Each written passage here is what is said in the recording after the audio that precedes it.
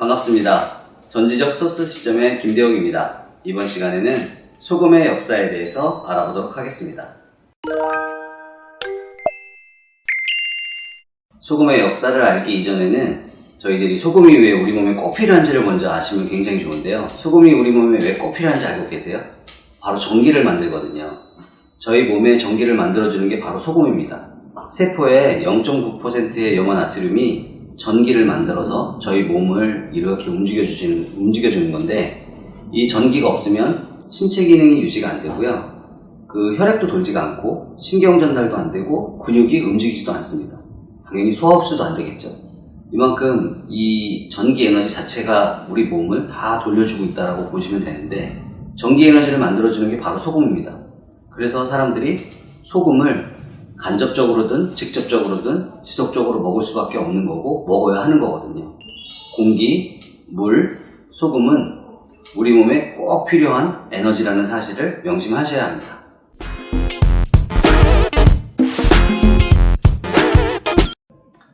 소금이 우리 몸에 꼭 필요하다는 말씀을 드렸었는데요. 그러면 원시시대에는 이 소금도 모르는 사람들이 소금을 어떻게 구했을까요? 간단합니다. 간접적으로 그 섭취를 했을 거고요.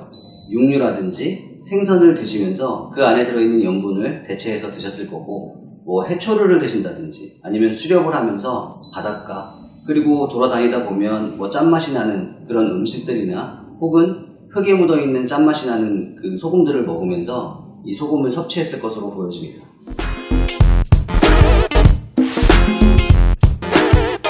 원시시대에는 수렵을 통해서 소금을 간접 섭취했을 가능성이 크다라는 말씀을 드렸습니다. 그럼 이제 고대시대에는 정착을 하기 시작했고 4대 문명이 발생하기 시작했는데, 그럼 그때는 소금을 어떻게 섭취했을까요? 지금 메소포타미아 문명, 이집트, 인도, 중국, 이 4대 문명이 발생한 곳에는 큰 강이 있다는 사실은 다 알고 계십니다. 그리고 재미있는 거는 메소포타미아 문명의 티그리스 유프라테스 강에는, 특히 이 티그리스 강에는 물 자체가 강인데도 불구하고 염도가 높아서 그 식음료로 사용을 하기에 굉장히 힘들었다라고 얘기를 합니다. 그럼 반대로 얘기하면 소금을 구하기가 굉장히 쉬웠겠죠. 강이 아무리 넓고 공기가 있어도 소금이 없으면 말씀드렸던 것처럼 전기 에너지가 생성이 안 되겠죠. 그러면 사람은 살 수가 없습니다. 지금 황하강 근처, 인더스강 근처, 나일강 근처, 그리고 말씀드렸었던 이 유프라테스 티그리스강 근처에도 큰 염광들이 있었다는 사실이거든요. 이 염광에 의해서 사람들은 무역을 하기도 했고, 무역을 하면서 동시에 물자를 교환하기도 했고요. 이 소금은 물자를 교환하거나 무역을 하는데 굉장히 중요한 수단으로 사용이 되기도 했다라는 그런 기록들이 남아있거든요. 바꿔서 얘기하자면 문명이 발생을 한, 사람이 많이 살기 위해서는 물뿐만이 아니고 공기뿐만이 아니고 소금도 꼭 있어야 된다는 사실이 역사적으로 보여지고 있습니다.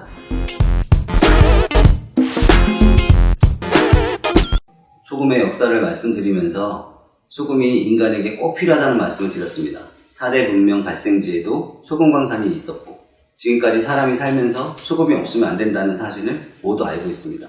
이제 현대사회가 됐는데 저희들은 소금을 너무 쉽게, 뭐 예전에 비하면 그 가치가 몇만 배는 적을 정도로 쉽게 구할 수가 있습니다. 그리고 흔히 뭐 밟히는 게 소금이라고 할 정도로, 눈이 와도 소금을 쉽게 뿌릴 정도로 이제 소금은 흔해졌습니다. 그런데 요즘 사재기를 하는 이유가 뭡니까? 소금을 사려고 줄을 서는 이유, 바로 환경오염이겠죠. 그 환경오염 중에 하나인 후쿠시마 원전수인데, 후쿠시마 원전수뿐만이 아니고 다른 부분에서도 오염은 지속적으로 이루어지고 있었습니다. 뭐 해양 쓰레기라든지 기름 유출, 뭐 산업 배출물 등에 의해서 해수가 오염이 되고 있었었고요. 그리고 산성비라든지 대기 오염에 의해서 이 암염도 역시 오염이 되고 있었습니다. 그러면 지금 그런 깨끗한 소금이 뭐가 있을까? 저희가 이 소비자 입장에서 저희들이 해양 오염을 막을 수도 없고 후쿠시마 원전 방류를 막을 수도 없고 환경 오염을 막기도 굉장히 힘듭니다. 하지만 저희가 할 수 있는 게 한 가지가 있습니다. 바로 인위적인 처리, 소금을 하얗게 미백을 하기 위해서 들어가는 아황산염이라는 게 있습니다. 이 아황산염이 들어가는 것만으로도 해수를 또 2차 오염을 시키게 되거든요. 그럼 저희들이 인식을 바꿔보면 어떨까요? 하얗지 않아도 깨끗한 소금이다라는 생각을 갖는다면 최소한 아황산염을 사용하진 않을 거고요.